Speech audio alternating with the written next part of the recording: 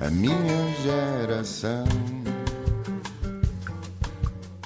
Novos, e é por isso que recebemos em estúdio um arquiteto que nunca quis ser outra coisa. Nasceu no Porto, cresceu entre Gondomar e a Invicta e considera que viver no subúrbio, filho de pais de classe média, foi importante para a formação porque ficou com uma percepção das cidades menos elitista. Estudou na FAUP, Faculdade de Arquitetura da Universidade do Porto, e sabia pouco ou nada sobre o curso quando lá aterrou. Depois do curso, trabalhou em Basileia, na Suíça, onde entendeu uma lógica organizada, eficiente e rotinada. Mais tarde, no Japão, em Tóquio, com o Sana, percebeu que o oposto da Suíça também funciona, entre o caos e a beleza. Em 2013 nasce a coragem, com a parceira de uma vida, para criar aquele que viria a ser o Fala Atelier, que conta com mais de 50 obras construídas e uma projeção internacional significativa. Hoje são 10, mais amigos do que colaboradores, e recentemente venceram 3 concursos de habitação pública de grande dimensão em Setúbal, Almada e Lisboa. Faz parte do grupo de reflexão do Presidente da República, onde tem focado maioritariamente as questões urgentes e emergentes da habitação. Filipe Magalhães, muito bem-vindo. Eu estou muito curiosa. O que é que tu tens dito ao Presidente Marcelo a este respeito? Obrigado pelo convite. Obrigada por ter aceitado. São conversas, essencialmente, Cada jovem, que lá está, cada um de elemento nós do grupo de reflexão tem um tema de fundo. No meu caso será o tema da arquitetura. Neste momento, talvez o tema da habitação, o tema urgente da habitação pública, e essencialmente tenho dado uma perspectiva, quero dizer que se calhar é uma perspectiva pessoal própria, mas acaba de ser uma perspectiva geracional desse tema. E quem é que não soube arquitetar isto tudo? Porque é que enfrentamos esta crise de habitação? Tem que ver com o planeamento urbano? Tem a ver com a questão da oferta e da procura, ou seja, não conseguimos em tempo útil compreender as necessidades que viriam na década seguinte. Apostamos muito no turismo, e bem, não é por ser... O turismo não é o problema, o turismo foi uma solução durante muito tempo, mas efetivamente havia outras apostas que deveriam ter sido feitas e que não foram feitas em tempo útil, e agora estamos a correr atrás do prejuízo. Felizmente aconteceu até esta bazuca que vai trazer muito capital para podermos investir nesses programas especificamente, mas acaba por ser um bocadinho correr atrás do prejuízo. O problema já está lançado, portanto estamos a tentar agora compensar por aquilo que não se planeou nos anos anteriores. E quais é que podem ser as soluções? Um terremoto como o de 1755 e começámos a planear tudo do zero? Difícil. Não, acho que não precisamos de cortar com o passado. Acho que a arquitetura é feita de rupturas, não há dúvida, mas também é feita de continuidades. E neste momento temos cidades perfeitamente planeadas e programadas que podiam facilmente crescer, podiam com alguma naturalidade absorver mais habitação pública e privada, não só, se forem programadas nesse sentido. Mas se calhar o que é preciso, que é uma espécie de consonância entre o setor público, as entidades, as instituições, é que pode não estar a ser programada da melhor forma. A inteligência artificial poderia fazer parte daqui das soluções, fazer um levantamento do que é que há para reconstruir, restaurar. A questão das casas desabitadas é uma questão que me mete muita impressão. Vemos tantas no Porto, em Lisboa, um pouco por toda a paisagem portuguesa, vemos casas abandonadas. Poderiam fazer parte da solução e usarmos o levantamento de dados mais rigorosos nesse sentido também. Eu acho que a inteligência artificial pode ajudar de muitas formas, e se calhar se for no processamento de informação, não tenho dúvidas que sim. Ainda assim, se calhar, soando um bocadinho velho, acho que a arquitetura é uma disciplina que precisa do pensamento, da criatividade humana para fazer sentido, e tenho medo se estiver errado, ou seja, se de repente os computadores conseguirem substituir. Agora, não tenho dúvidas também que há muito espólio que tem que ser medido, que tem que ser estudado, que tem que ser levantado, como dizias há pouco, mas não sei em que medida é que o computador vai conseguir fazê-lo sozinho, ou seja, uma espécie de censo automatizado. Não sei se passa por aí. O que pode aparecer, isso sim, é a partir do momento que haja uma parametrização de certas soluções, porque questões tipológicas, questões volumétricas, da maneira como os institutos de habitação têm estado a gerir o processo, se calhar até era a melhor maneira, porque evitavam este desperdício de recursos e de tempo que têm feito nos concursos para procurar sempre a mesma solução, e o computador poder fazer isso. Se a solução passar efetivamente por criar novas soluções e discutirmos verdadeiramente o que são as novas formas de habitar, porque o mundo mudou muito nos últimos 50 anos, então se calhar o computador não tem hipótese. Quais é que são as novas formas de habitar? Sim, podemos falar de várias coisas, podemos falar de tipologias, podemos falar dos novos agregados familiares, podemos falar da integração da tecnologia nos fogos, podemos falar de sustentabilidade e de economia de meios. Há várias coisas que há 50 anos atrás, quando Portugal começava esta fase de democracia que vive hoje, não se colocavam em cima da mesa e que agora se colocam. E é difícil imaginar que uma geração de pessoas que viveu essencialmente essa realidade e essa transformação, e que está agora potencialmente às portas da reforma, consiga perceber melhor do que ninguém o que é que a geração que está agora a começar a habitar, que está agora a começar a procurar um lugar no mercado de emprego, ou até mesmo ainda nas faculdades, em muitos casos, a começar uma nova dinâmica familiar, precisa. Quando tu olhas para esta crise de habitação que está a levar muitos jovens a perder a esperança em construir uma vida em Portugal e a abandonar o país, vês que as coisas vão mudar em um ano, em 2 anos, ou vamos continuar em 2025 com os mesmos e exatos problemas, com os preços que não são para o nosso bolso? Com as taxas de juros a aumentar e dando pouca segurança para as poucas pessoas que até pensam em comprar. Assim, não é um problema nacional, porque esta é uma discussão que, se tivermos com colegas nossos alemães ou colegas nossos franceses, ou até sairmos da bolha do mundo ocidental, se coloca. Agora, tenho muitas dúvidas, não quero soar pessimista, mas tenho muitas dúvidas que nos próximos 2 ou 3 anos a coisa mude. E se mudar vai ser para pior, porque o fator especulação tem um peso muito maior do que qualquer política que esteja a ser implementada, que não são muitas, sinceramente. Eu tenho um amigo arquiteto muito pessimista que diz que quem não conseguir comprar casa até 2030 esqueça, que já não vai conseguir. É muito pessimista ou até pode fazer algum sentido? Mas isso não é maravilhoso também, as oportunidades que isso cria? Porque há uns anos atrás era impensável propor a alguém que comprasse determinado tipo de imóvel na perspectiva de o transformar em habitação. E ao longo dos últimos 5, 6 anos fizemos vários projetos, aliás até diria, uma maioria dos projetos que fizemos foram reabilitações, transformações, mais do que reabilitações, mas não de casinhas românticas da Baixa Pombalina ou da Baixa do Porto, em casas revistas ou revisitadas, mas sim a transformação de tipologias como armazéns, garagens, espaços que nunca teriam sido habitação, mas que por infortúnio ou por falta de capital acabaram por ter de ser, e na minha opinião proporcionaram casas, porque é isso que elas são atualmente, tão melhores, mas tão melhores do que as casas ditas tradicionais, que se calhar nos deviam levar a repensar de que forma é que esta crise, porque é uma crise que estamos a viver, pode abrir portas para tantas coisas melhores. Nós, durante a pandemia, os profissionais na linha da frente eram os médicos, enfermeiros, profissionais de saúde, e nesta crise da habitação, quem é que vês serem os profissionais na linha da frente? Arquitetos, engenheiros, políticos? Políticos, infelizmente, porque há pouco ou nenhuma representação do estado da arte, da arquitetura e do pensamento crítico nas discussões públicas. Ouve-se muito falar, e este pacote de habitação, que era uma coisa absolutamente tenebrosa, era uma espécie de conjunto de clichês e de medidas para encher o olho, mas que não tinha qualquer fundamento de realidade. As instituições públicas fazem a avaliação e a gestão dos imóveis, estão paradas em 1970 e qualquer coisa. Os concursos públicos são geridos por essas instituições têm elementos, porque as instituições são pessoas, e essas pessoas estão elas próprias agarradas a uma espécie de uma zona de conforto que o universo conhecem. Portanto, enquanto esta gente toda não sair da frente, vai ser muito difícil fazer, não quero falar em revolução, que revolução é uma palavra pesada, mas fazer uma evolução ou uma transformação do cenário. E como é que a classe dos arquitetos olha para este governo e para a forma como está a gerir este problema premente? Sim, a classe dos arquitetos não sei, mas eu posso dizer a minha perspectiva. Eu pessoalmente não sinto que haja neste momento, e se calhar vou sair fora do meu universo de compreensão, qualquer tipo de discussão pública ou política sobre o problema. Não há. Existe um pacote de medidas que foi chumbado, e agora vamos ver o que é que vai dar o segundo round, que foi essencialmente uma medida populista, portanto não trazia nada de novo, não trazia nada de relevante, e era essencialmente para dar umas manchetes durante uns dias e para distrair, e efetivamente não há discussão concreta sobre os problemas, e não estendo isto só ao governo, estendo isto também, por exemplo, à nossa ordem. A nossa ordem tem pouco ou nenhuma influência, tem pouco ou nenhuma relevância, teve agora umas eleições e pouco mais.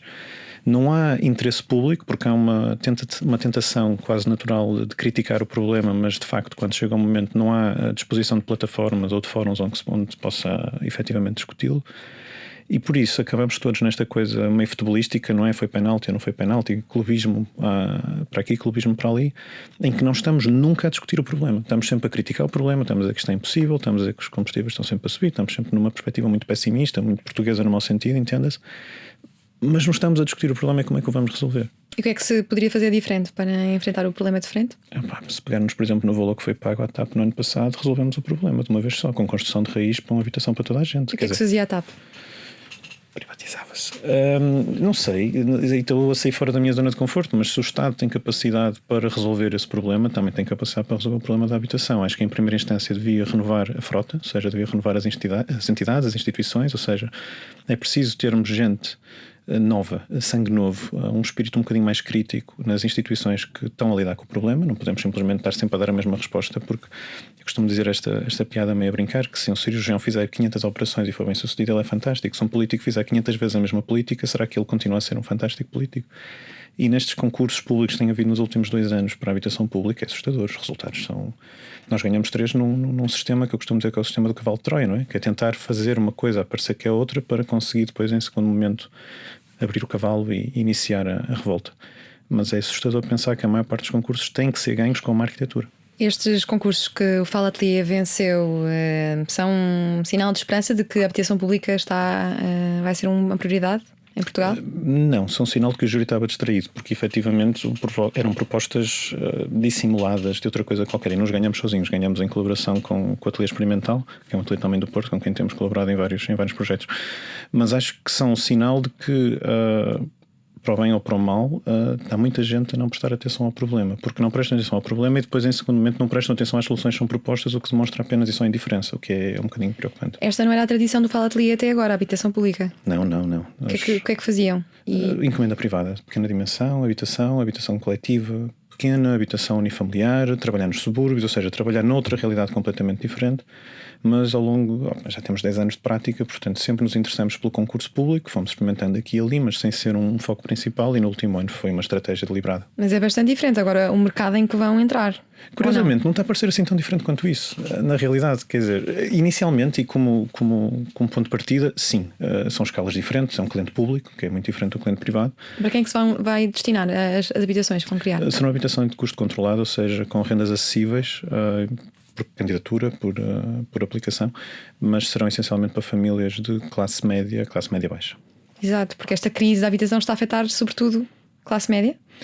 Está a afetar um bocadinho toda a gente, mas eu diria que a classe média e a classe baixa estão a ser as principais afetadas. Ainda que se note mais na classe média, que neste momento está a tender a desaparecer, porque os preços basicamente esmagam a classe baixa, a classe média começa a ser cada vez mais baixa e a classe alta não é tida nem achada nesta conversa. E a classe alta? Classe alta. E os estrangeiros endinheirados que vêm para Portugal? É um mercado que te interessa também a nível de arquitetura? Sim, claro que sim, é um mercado maravilhoso, porque é o oposto de tudo isto, é a possibilidade de fazer determinado tipo de projetos que se calhar na habitação pública nunca o faríamos e na pequena encomenda privada também não. E não são inimigos, eles não são o problema não sim. São esses 0,1%. Sim, a classe média não consegue competir sequer com esse mercado, sim. Estão completamente isolados e até permitem se calhar descobrirmos certas coisas que sem eles não conseguiríamos descobrir. Agora, o problema é como é que nós vamos resolver, em primeira instância, ou estancar o problema da classe média, porque vai ser esmagada rapidamente nos temas da habitação, e depois perceber também, porque não nos podemos esquecer disso, como é que a classe baixa pode subir um bocadinho mais na escada social. Olha, e como é que o Estado e o Governo têm olhado para a Ordem dos Arquitetos? Sabemos que 1 em cada 5 arquitetos recebe perto ou abaixo do salário mínimo. É uma área precária? Eu acho que sim. É porque ainda há uma tradição muito infeliz neste país de fazer portfólio, não é? Os alunos acabam o curso e depois vão fazer portfólio, vão gerar currículo, vão à experiência, vão, e a Ordem, apesar de ter criado alguns mecanismos de obrigatoriedade de estágio e de criar algumas condições mínimas, na prática o problema não é gerido nem é resolvido pela Ordem, é resolvido por toda uma classe de arquitetos muito mais velhos que viveram na ideia de que o starving artist, não é? Aquela figura que vai ficar ali 5, 10 anos a penar, faz parte do processo que nós temos de aprender com o mestre, e temos que ficar debaixo do mestre muito tempo. Mas acho que nas novas práticas, nas práticas mais jovens, isso já se está a ultrapassar. Acho que já se conseguiu dar um passo bem afirmativo, ou seja, práticas que fazem muito menos honorários e têm menos capacidade para pagar, pagam melhor do que as práticas mais estabelecidas, e têm uma capacidade de geração e de relação horizontal umas com as outras, que depois também permite pagar certos serviços e ter certas mordomias como grupo. Mas o problema começa acima de tudo numa geração mais velha que não conseguiu sair dos anos 60 e achar que aquilo era normal. Isto contrasta grandemente com a exigência do curso. Tu és o primeiro arquiteto desta temporada aqui na RTP, mas eu tenho muitos amigos arquitetos e lembro-me bem, ao longo do curso, as noitadas, as diretas para projeto, a quantidade de disciplinas diferentes. É um curso realmente rico em termos de cultura geral. O que é que faz um arquiteto? Eu não sabia, por exemplo, que um arquiteto montava exposições em museus, no mato. Vocês agora têm um projeto que estão a fazer no mato. Estamos a montar uma agora mesmo. Fazem peças de teatro também. É muito curioso pensar onde é que o trabalho da arquitetura pode chegar. Sim, a arquitetura tem muitas formas. Hoje em dia fala-se muito da multidisciplinaridade, que é uma palavra muito grande e muito comprida, que eu acho que ninguém percebe muito bem o que é. Mas efetivamente, um arquiteto, se pensa espaço, e se tudo é espaço, ou seja, se todos estamos em algum tipo de espaço, acaba por ter muitas possibilidades. O arquiteto também fala de composição, também fala de legislação, também fala de economia, ou seja, o arquiteto acaba por ser uma espécie de competente e incompetente, porque não faz nada até ao limite, assim, uma espécie de como é que eu ia dizer, de quem está à frente de uma orquestra, mas que não toca nenhum instrumento. Acaba por ter que saber um bocadinho de tudo sem ter que saber exatamente a fundo, rigorosamente nada, mas é preciso ter essa noção de qual é o instrumento que está ligeiramente desafinado para conseguir rapidamente equilibrar a proposta como um todo. E tu estás sempre a pensar em espaço. Assim que chegaste a este estúdio, disseste-me, o som está totalmente isolado, não consigo ouvir nada. Estavas aqui sozinho a avaliar o espaço envolvente. É maravilhoso, porque eu entrei nesta sala e eu vi o meu coração a bater. Quer dizer, esta ideia da acústica mas nem penso tanto no espaço, nessa noção mais técnica, mais, quer dizer, aqui neste caso foi engraçado, mas foi só isso. Mas a ideia do espaço, ou dos edifícios, ou das volumetrias, ou do modo como fazemos cidades, ou como, eu acho que é uma responsabilidade enorme quando alguém vem ter connosco e diz: olha, eu tenho esta quantidade de dinheiro, vou-me reformar para o ano e quero fazer uma casa para a minha reforma. Ou quando alguém vem ter e diz: estou a começar a trabalhar, consegui um empréstimo deste tamanho, preciso fazer uma casa para os próximos 30 anos. Ou vou ter o meu segundo filho, tenho que aumentar a minha casa. As pessoas vêm ter connosco uma confiança total em nós, ou seja, eles ficam completamente despidos, não é? Completamente sujeitos ao que nós viermos a fazer. E o nosso papel nesse momento é de uma responsabilidade tremenda, porque mais do que termos que gerir aquele capital, mais do que termos de responder à lei, mais do que termos de alguma forma cumprir uma série de protocolos urbanos, sociais, políticos, nós temos de dar uma casa àquelas pessoas. Portanto, seja na habitação pública, seja na habitação privada, isso abre para nós é uma responsabilidade muito grande e dá-nos um gozo enorme perceber, depois, passados uns anos, voltar às habitações e ver a casa completamente transformada, como é que os miúdos adaptaram aquele espaço na sala debaixo da escada, como é que a casa foi mobilada, remobilada, ou então sempre que lá voltamos a ver as coisas de uma maneira diferente. Portanto, isso interessa-nos muito. E tu agora estás muito interessado no doutoramento que estás a fazer sobre o arquiteto e a arquitetura. O que é que te ocupa nesta empreitada? Assim, o doutoramento é um projeto de investigação, uma oportunidade de fazer uma pergunta e depois ter algum tempo para ir à procura de uma resposta. E a pergunta que eu tentei fazer foi perceber qual é o nosso papel enquanto arquitetos. Somos autores, somos prestadores de serviços, somos artistas, o que é que andamos aqui a fazer? E estou a tirar a oportunidade do doutoramento para, acho que não vou chegar a conclusão nenhuma, mas pelo menos para ter um bocadinho mais de fundamento quando quiser argumentar a favor ou contra alguma destas perspectivas. E o Fala Ateliê nunca trabalhou, nem estagiou com nenhum ateliê ou arquiteto em Portugal. Porquê? Ainda bem que não o fizemos. Eu sei que é um alívio para ti, porque permitiu manter-te uma distância saudável da cena nacional. O que é que te repele na cena nacional? A cena nacional tem dois monstros sagrados intocáveis, que são o Alvarez e o Eduardo Souto de Moura.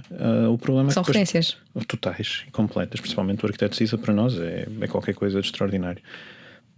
Mas tem pouco mais depois disso. Tem alguns arquitetos relativamente interessantes, algumas obras relativamente relevantes, mas tem pouco ou nenhuma consciência da sua posição a nível internacional. Ou seja, nós atravessamos Vila Formosa e quando vamos a uma bienal, quando vamos a uma exposição e ouvimos e percebemos a nossa perspectiva, ou a perspectiva de Portugal a partir de fora, é uma perspectiva um bocadinho rural ainda. Mas continuamos cá dentro a achar que somos os maiores da nossa aldeia. Portanto, há assim uma espécie de conflito de percepções, e porque tivemos o azar ou a sorte de começar lá fora e não de começar cá, começamos por ouvir essa perspectiva antes de ouvir a perspectiva que aqui se cultiva. Isto começa primeiramente na ida para a Suíça. Na Suíça primeiro, depois no Japão, mas acima de tudo, porque nessa fase somos muito novos, portanto estamos a estagiar, estamos a colaborar como Junior Architects, portanto estamos em posições muito jovens e com uma sede enorme, portanto estamos a trabalhar horas mais e tentar essa coisa toda dos clichês que a faculdade nos incute, mas estamos a absorver, portanto cada dia no escritório lá dava-nos, sei lá, uma semana de aulas no Porto, por exemplo, muitas referências, muita coisa nova. Mas depois, mais tarde, quando fomos às bienais e quando participamos ativamente nas bienais, ou seja, não é quando as vamos visitar, quando vamos participar, quando vamos produzir conteúdo, quando fazemos uma monografia, quando publicamos um projeto, quando somos obrigados a apresentá-lo, por exemplo, numa conferência, ou seja, isso obriga-nos a criar uma série de relações e contrastes entre o que já foi feito, o que dissemos o ano passado, o que estamos a dizer agora, ou seja, obriga-nos a manter uma certa frescura de pensamento. E depois vamos ver, lá está essa tal geração com quem nunca trabalhamos, e a frescura de pensamento é mesmo há 20 e tal anos, portanto já não está muito fresca, já está um bocado como off.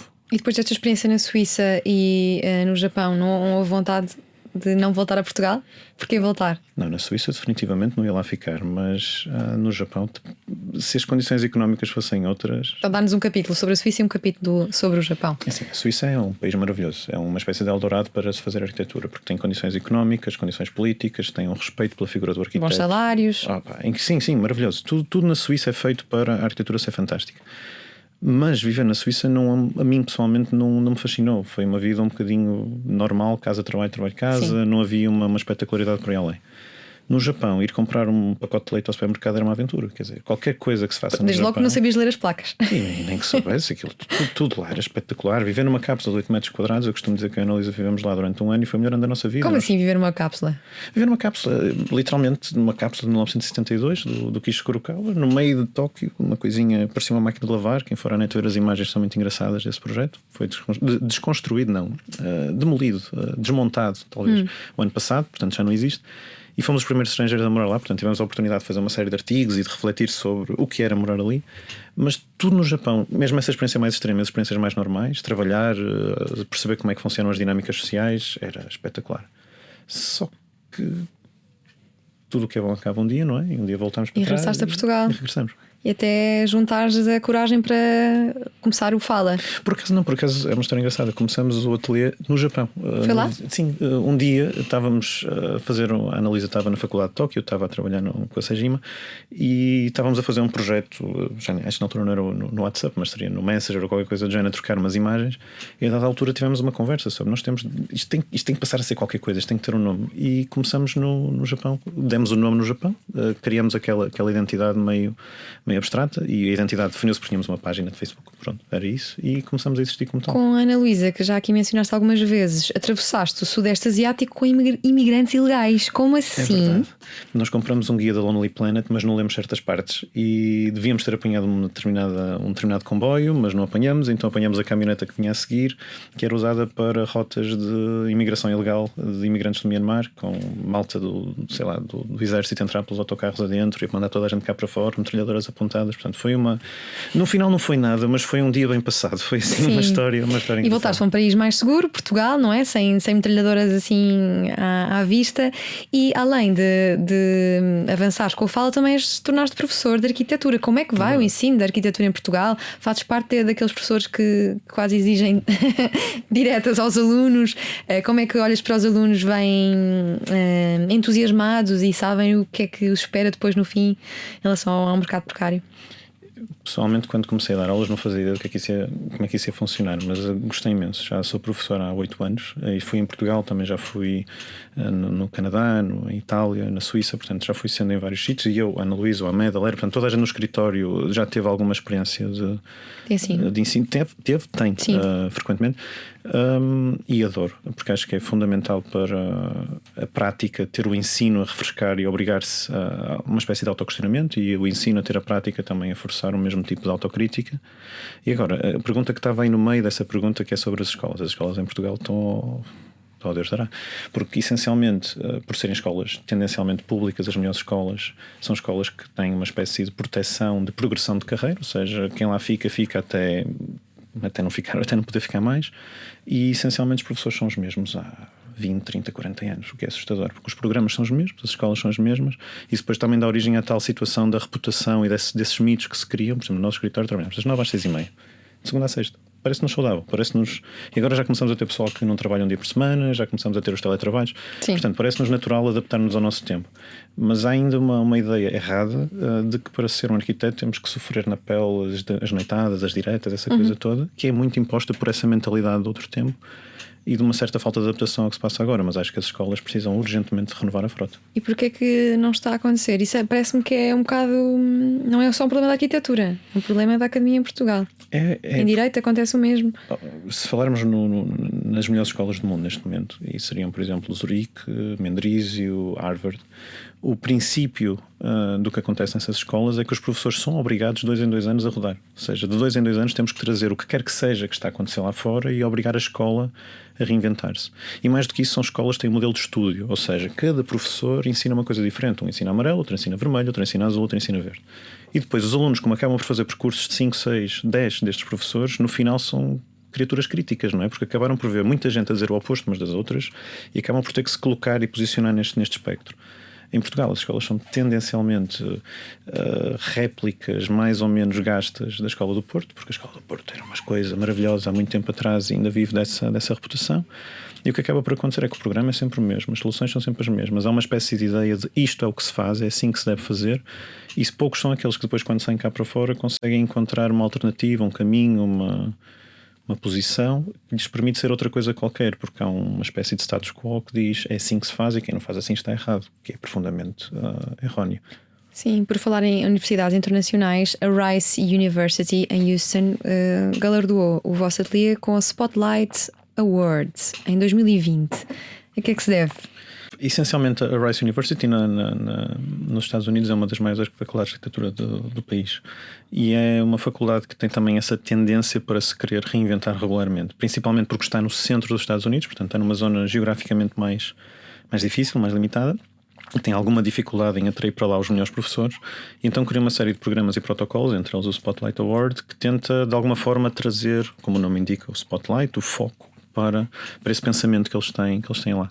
E ao longo dos anos houve vários arquitetos maravilhosos que tiveram o prémio, os Pesa von Erlichhausen, o Su Fujimoto, os Ensemble Studio, e nós tivemos a sorte de ter esse prémio 3 dias antes dos Estados Unidos fecharem por causa do Covid. Portanto, conseguimos sair de lá com o prémio na mão, mas à tangente antes das fronteiras fecharem. Tu tens um irmão que é arquiteta paisagista. Qual é a diferença entre arquitetura e arquitetura paisagista? É uma boa pergunta, se calhar não há assim muita diferença, mas tendencialmente o que acontece é que nós trabalhamos o edifício e o seu interior e ele começa onde nós paramos, ou seja, ele começa a partir da soleira para lá. O espaço exterior, a ideia de que, digamos, o espaço exterior ou o jardim é uma espécie de uma sala sem teto, não é? Ele trabalha essas salas sem teto e dá-nos muito conhecimento que nós não conseguiríamos ter, porque primeiro há um lado técnico também muito diferente do nosso, se calhar nós falamos de acústica, ele fala de botânica, talvez, mas há um entendimento das estações e de uma certa ideia de tempo que também é diferente da nossa. O nosso tempo é inverno e verão, o tempo dele se calhar é muito mais extenso, porque tem flores, porque tem fruta, porque tem folhas que caem, porque tem essas coisas todas, e acaba por ser muito saudável. Mas não só com ele, ou seja, com o João, isso é ótimo nessa perspectiva, mas a arquitetura, como eu dizia um bocadinho, naquela posição do maestro, que está numa posição central entre várias coisas, é ótimo para nós poder lidar com um engenheiro estrutural, poder lidar com alguém que trabalha com hidráulicas, com eletricidade, ou seja, há uma série de coisas que compõem este edifício que está à nossa volta, das quais nós percebemos muito pouco, mas muita gente percebe muito, então acabamos por estar sempre numa posição de cruzamento de informação. E os arquitetos e os engenheiros dão-se bem? Eu acho que sim. Em tempos dizia-se que se davam mal por causa das assinaturas dos projetos. Quanto a melhor, como é que vai a relação hoje em dia? Eu acho que não há.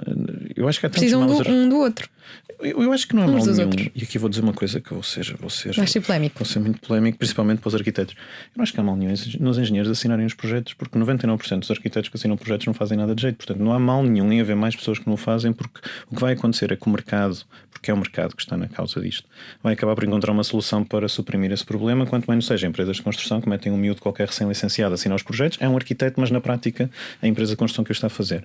Se isso levar a que haja melhor arquitetura, eu não acho que por termos um diploma em arquitetura somos melhores arquitetos, e acho que há muita gente que não tem o diploma, não paga as cotas, portanto teoricamente não está inscrito na ordem, logo teoricamente não é arquiteto, que não possa ser arquiteto por isso. Portanto, se calhar aqui uma questão de definições um bocadinho vaga.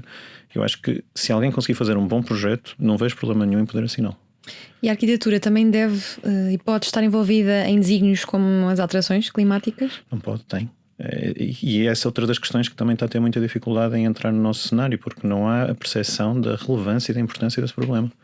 E de várias formas, seja na questão da sustentabilidade, que aqui continua a ser uma coisa regulamentada, mas pouco entendida, seja na questão da economia de meios, ou seja, como construir mais com menos, ou seja, como compreender o que temos, porque reabilitar, e na realidade é manter umas fachadas e fazer uns edifícios mega complexos atrás, é exatamente o contrassenso, é o contraponto disto, não é disso que estamos a falar, e há muito pensamento crítico e muita discussão sobre o assunto que podia ajudar definitivamente a, não digo a resolver todos os problemas, mas a ajudar a mas de que forma é que a arquitetura pode ser um aliado das alterações climáticas? É na questão dos materiais, optar por materiais mais amigos do ambiente? Assim, o ato de construir é um ato muito violento. seja demora muito tempo, seja na parte administrativa, logística primeiro, seja depois na construção em si. Quem vir uma parede de tijolo a ser construída percebe essa violência, ou seja, o tempo que demora, o tipo de recursos humanos que exige, o tipo de força que acarreta. E tem algumas dúvidas, para não dizer certezas, que os materiais que nós usamos atualmente, provavelmente neste momento, neste espaço e tempo, são os materiais corretos. Mas se nós conseguimos construir mais com menos, ou seja, se nós conseguirmos construir, por exemplo, nos temas da habitação pública, isso é muito interessante, construir menos elementos construtivos, ter espaços mais abertos, ter algum tipo de ventilação cruzada, iluminação em duas orientações, conseguir certas qualidades que parecem proibidas porque não são aquilo que se fazia lá está nos anos 70, nos anos 80, portanto há dificuldade em entrar. Nós podemos ser sustentáveis, ou pelo menos mais saudáveis do que somos atualmente, fazendo menos, gastando menos e dando qualidades que são inequivocamente contemporâneas a estes apartamentos, mas que por algum motivo continuam a ter dificuldade em... porque uma casa tem que ter um hall e tem que ter um corredor dos quartos, sei lá, este género de clichês que já não fazem sentido. Aproveitar que estamos a falar de construir, construir é precisamente uma das soluções apontadas para esta crise de habitação. Construir. Vês Portugal preparado para estas empreitadas de construção? Daquilo que vais lendo, há muitas obras em curso para 2024, por exemplo? Há muitas obras de pequena dimensão, porque as obras de pequena dimensão, quem as queria fazer vai continuar a fazê-las. Não foi o Covid que as parou, portanto também não vai ser esta subida dos preços que a vai fazer. Na encomenda pública, eu acho que o Estado, e principalmente com estes fundos europeus, que só estão a gastar uma percentagem ínfima, então, o que está destinado de fundos europeus para a habitação pública é isto, e está a ser gasto apenas isto. Portanto, há condições para isso, mas é preciso mais recursos humanos para que as entidades que estão a gerir estes processos tenham capacidade de gastar o dinheiro. Parece um bocado irónico, não é? Ou seja, pela primeira vez temos dinheiro a entrar-nos pela janela e não temos maneira de o gastar porque não sabemos muito bem como fazer. E quando olhas para o espaço público, não enquanto arquiteto, mas o espaço mediático, a televisão, jornais, rádios, quem é que tu vês mais empenhado nesta questão da habitação, a falar mais claramente e com mais vontade de efetivamente levar as coisas para a frente?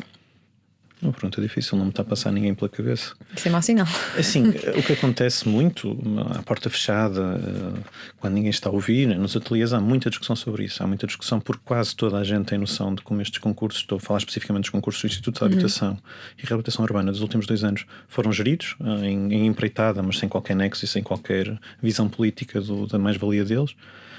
Vamos todos falando entre nós, todos temos a mesma opinião, estamos todos mais ou menos em sintonia, mas depois no final há sempre alguém que faz um projeto ainda pior e consegue vencer o concurso, e depois as outras pessoas acabam a ficar um bocado afetadas psicologicamente por isso, então acabam também a fazer um mau projeto para tentar ganhar, e quem perde com isto tudo é, em limite, o habitante, que vai ter piores apartamentos, o Instituto da Habitação, que vai ter mais problemas a longo prazo de manutenção e de gestão destes mesmos imóveis, e o país como um todo, porque não está a construir, não está a aproveitar esta oportunidade única, com financiamento quase dado de bandeja, para fazer qualquer coisa que lhe permitisse, não vou dizer saltar para o nível de Zurique, mas pelo menos aproximar, reduzir a distância. Olha, e explica-me uma coisa, Filipe Magalhães, como é que tu nos 6 anos de faculdade raramente usaste a internet? Não havia? Era outro tempo. Eu tive um telemóvel, tirava fotografias quando fui para o Japão em 2012. Eu não tinha telefone que tirasse fotografias, era uma coisa nova. Não sei. Hoje é diferente, os teus alunos chegam a mexer no ChatGPT e fazer-lhes todas as perguntas e mais algumas. Calhar, o ChatGPT já faz projeto. Nós temos alunos que nós dizemos, para a próxima aula tenho que fazer determinada tarefa. E o computador consegue fazer coisas maravilhosas. E eu trabalho com o computador todos os dias, não quero soar octogenário, mas o computador hoje, a internet, permite coisas que antigamente, há 10 anos atrás, eram impensáveis. Portanto, eu estou curioso para perceber onde é que vai daqui a 10 anos mais. Portanto, a questão da inteligência artificial também é um tema importante. Mas é verdade que hoje os alunos já nascem com um telemóvel na mão, ou seja, nós damos um iPhone, um iPad, um miúdo qualquer de 3 anos, ele já consegue rapidamente, há certas ferramentas, há certas portas que desbloqueiam mais cedo. Portanto, é natural que eles sejam capazes de ser uma espécie de pianistas do AutoCAD e do Photoshop que nós não somos. Mas é importante também compensar isso depois com um conjunto de referências e de conhecimento disciplinar que depois consiga compensar uma coisa com a outra, porque saber carregar nas teclas mas não fazer ideia do que é que estamos a fazer, não conseguir compor uma melodia, também não tem interesse nenhum. E a inteligência artificial está a revolucionar também a arquitetura, como está a revolucionar tantas outras áreas? Tá, Usas todos os dias no ateliê? Não, inteligência artificial não usamos, mas quer dizer, inteligência artificial, um computador será tecnicamente inteligência artificial, mas não, nesse sentido, no sentido do presente da definição, não, mas percebemos que acaba por ser uma inevitabilidade, porque atualmente Quer dizer, podemos fazer a pergunta ao contrário. Quer dizer, em Portugal ainda estamos a entregar licenciamento sem papel, que temos que ir de propósito a Santa Cruz do Bispo entregar e assinar um papelinho quando já tudo acontece online. Não em todos os municípios, entenda-se. Alguns que são online, outros que não são. Ainda temos avaliações de projeto a demorar 6 meses, ainda temos uma série de procedimentos que podiam ser drasticamente simplificados. Mas também, do outro lado, temos a discussão de dizer a inteligência artificial vem aí e vai tomar conta disto tudo. Eu acho que há aqui um problema de tempos. Eu não sei se o tempo dos agentes municipais e o tempo da inteligência artificial, quando eles colidirem, o que é que vai dar? Porque, apesar de tudo, acho que esta força da gravidade que são, esta força da natureza que são os agentes municipais vai prevalecer. Usas o ChatGPT para lhes fazeres questões, como eu uso todos os dias, e a maior parte das pessoas agora anda um pouco a tentar alimentar pensamentos um bocado isolados, nos aparecem ter uma resposta imediata. Às vezes quando estou no comboio a fazer um Porto de Lisboa para ir dar as aulas, gosto de ir para o ChatGPT fazer conversas absolutamente aleatórias. E não tem a ver com a arquitetura? Não, eu acho que é maravilhoso isso. Eu acho que uma pessoa pode ter uma conversa sobre qualquer assunto completamente aleatório e o ChatGPT tem uma opinião para nos dar. Olha, e nunca lhe perguntaste, por exemplo, quais são os maiores desafios da arquitetura no mundo? Que é o que eu te quero perguntar a ti. Não no mundo, mas em Portugal. Quais é que achas que são os maiores desafios que Portugal enfrenta a nível da arquitetura? Assim, em primeira instância, assim, o tema mais urgente, mais emergente acaba por ser o tema da habitação e de como controlar o valor das habitações, das rendas, ou seja, como controlar o custo de viver, ou seja, como controlar o custo de habitar. É cada vez mais difícil alguém com 25 anos ter casa própria. É difícil. Portanto, esse seria... Com 30, com 35. Em Portugal sai-se aos 32 anos de casa dos pais, é média. Portanto, imagina.